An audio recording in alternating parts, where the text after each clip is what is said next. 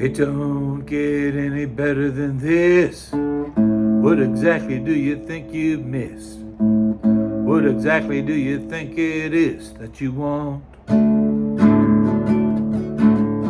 You've got it all here by your side. You've got the love of Jesus Christ. You've got enough to sacrifice if you want. No, it don't get any better than this. A part of life is the Judas kiss. A part of life is the time it takes us to die. Oh my, the people in the Garden of Eden wished they never had heard a serpent's hiss. 'Cause it don't get any better than this life with God. It don't get any better than this. We've got a tendency to resist.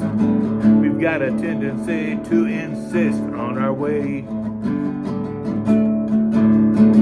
For just a moment, just fantasize about the kingdom of paradise, about the kingdom that Jesus Christ brought our way. No, it don't get any better than this. A part of life is the Judas kiss. A part of life is the time it takes us to die. Oh my, the people in the Garden of Eden wished they never had heard a serpent's hiss. 'Cause it don't get any better than this life with God. No, it don't get any better than this life with God. Hello, I'm Reverend Dikiea Elery, and I'm the senior pastor of East 2nd Street Christian Church in Lexington, Kentucky. Hello, I'm Reverend David Clifford, the senior minister here at First Christian Church in Henderson, Kentucky. Hello, my name is Daniel Lovell. I pastor a Berea Christian Church in Logan County. Hey everybody, Kara Foster, First Christian Church, Madisonville, Kentucky. Hello, disciple colleagues. I'm Jim Wheeler, one of the ministers at First Christian Church, Lawrenceburg, Kentucky. Hi, I'm Reverend Dr. Olivia Bryan Updegrove. Jim Gearheart here. I'm retired and I live in Paducah, Kentucky. My name's Scott Winkler. I'm minister at Old Union Christian Church in Lexington. I'm so honored to have the opportunity to come and give some words of wisdom and encouragement. And I am honored to share with you something I have learned through my years of ministry. My best 60-second advice is... Hello, my name is Molly Smothers, and I'm one of the 3 associate regional ministers here in Kentucky.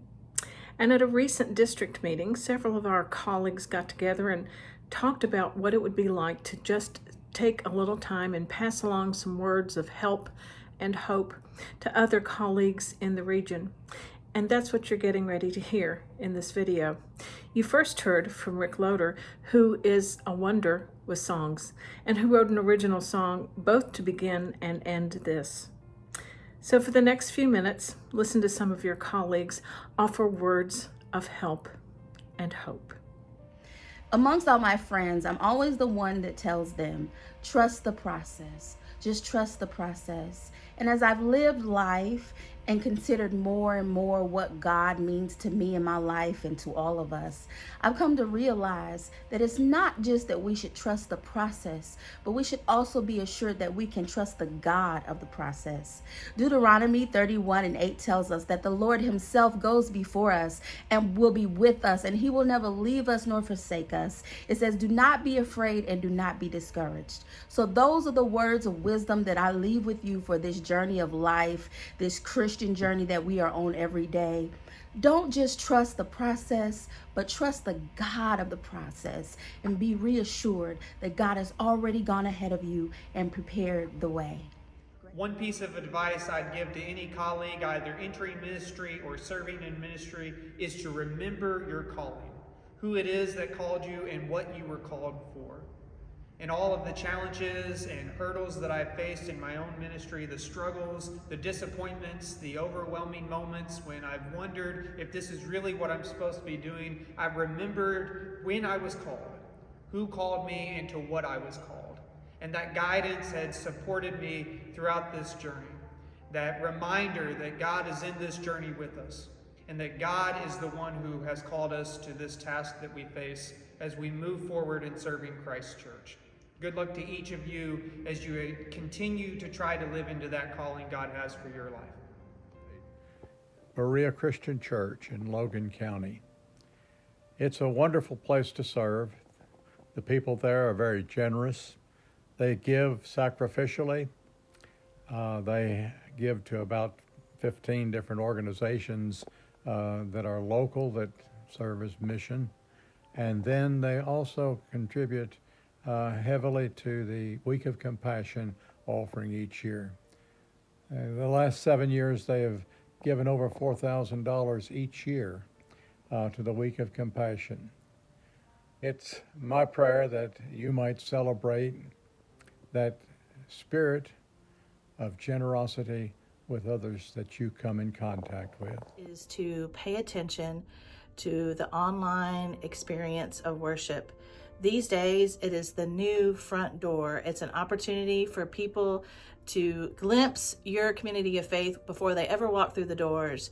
And so the social media, the website, your online worship, all of those things are where people begin their search for a church.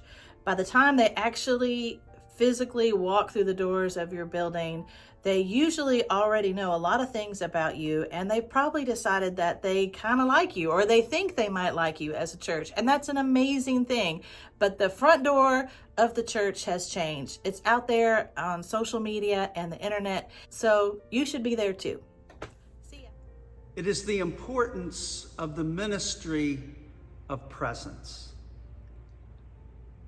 I have found that if your people know that you love and care about them, a multitude of shortcomings can be forgiven. I know it is super easy in this day and time to just simply send an email or a text, and for some that is enough. But for others, actual presence is important. I have found this to be especially true for families of those having surgery. Being present with families has helped me to form bonds that I would not have otherwise been able to do by simply being with a family in a hospital waiting room as their loved one is having surgery. Let me share an example. When my father was having very serious surgery, unannounced, one of our members, not in leadership capacity, arrived at the hospital waiting room. And he said to me, "You are always there for us. I want to be with you today." That meant so much to my sister and me. In this day and time, I do check with the patient and family to get permission to be present with them. I always respect their wishes. I try to have prayer with them the day before surgery as well. And if I do visit a patient in the hospital, I keep it short. They are there to heal, not to visit. Of course, if they have things that they want to discuss, I follow their lead.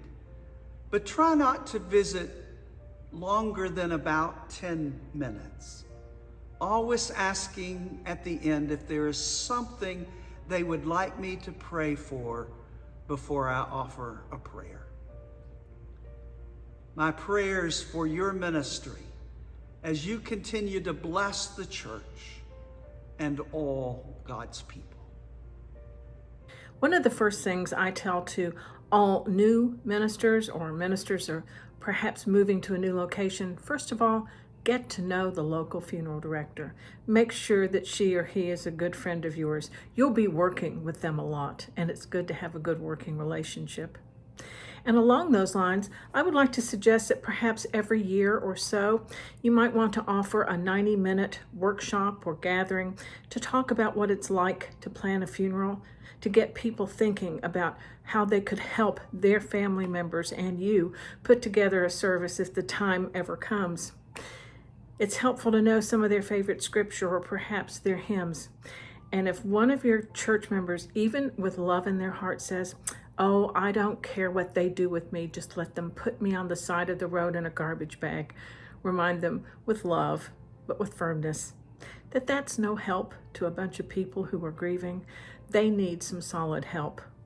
And quite frankly, at times, so do we all. I just joined Gen On's board, but that's because Gen On is awesome. Their materials provide all ages to engage in ways that keep your church or your community able to move forward in faithful learning together.